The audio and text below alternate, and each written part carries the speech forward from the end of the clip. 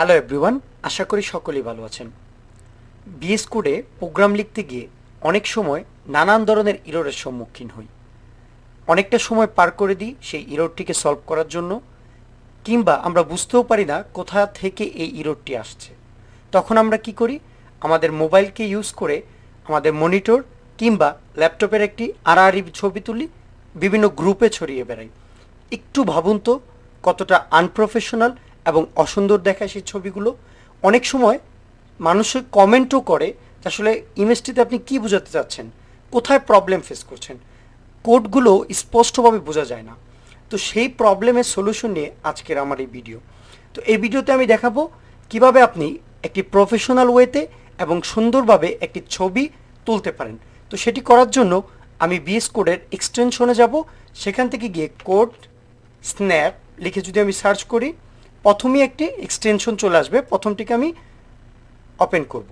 সেখান থেকে আমি যদি সেটাকে ইনস্টল করে নেই, আমার এই বিএস কোডের মধ্যে সেটি ইনস্টল হয়ে যাবে।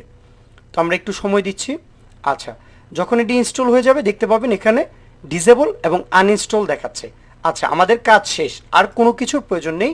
আমরা এই প্লাগইনটি বা এই এক্সটেনশনটি ব্যবহার করে আমাদের এই ছবিটি প্রফেশনাল আকারে দিব। আচ্ছা, তো সেটি করার জন্য এখন আমাদের যেহেতু এটাকে ইনস্টল করে ফেলেছি, যদি আমরা উইন্ডোজ ইউজ করে থাকি তাহলে আমরা কন্ট্রোল শিফট পি চাপবো। চাপার পর আমরা যদি কেউ ম্যাকবুক ইউজ করে থাকি তাহলে কমান্ড শিফট এবং পি চাপবো। তাহলে এরকম একটি ডায়ালগ বক্স ওপেন হবে। হবার পর আমরা যদি কোড স্ন্যাপ লিখি তাহলে দেখতে পাবেন এরকম মোবাইলের বা একটি ছবি তোলার আইকন সহ আপনাকে একটি অপশন দেখাচ্ছে।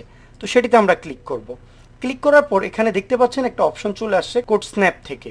তো আসার পর এখন বলছে যে তুমি যেই কোডটিকে এখানে ছবি আকারে বানাতে চাও সেই কোডটুকুকে তুমি সিলেক্ট করো।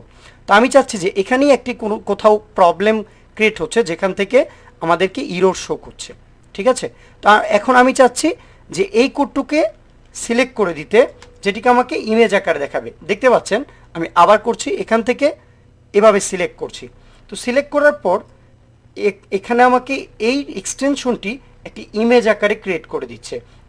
এবং তারপর এখানে যদি আমি ক্লিক করি সে আমাকে বলবে কোথায় তুমি এই ইমেজটিকে সেভ করতে চাও। দেখতে পাচ্ছেন কোড ডট পিএনজি নামে সেভ হচ্ছে। তো আমি এখানে ডেস্কটপে এটিকে সেভ করে নিচ্ছি।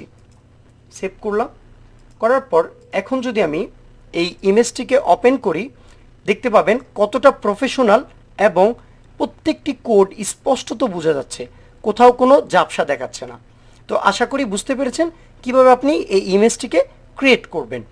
তো আমার এই ভিডিওটি যদি আপনার উপকার হয়ে থাকে কিংবা ভালো লেগে থাকে তাহলে অবশ্যই কমেন্ট করবেন আমাকে ইন্সপায়ার করার জন্য। ধন্যবাদ।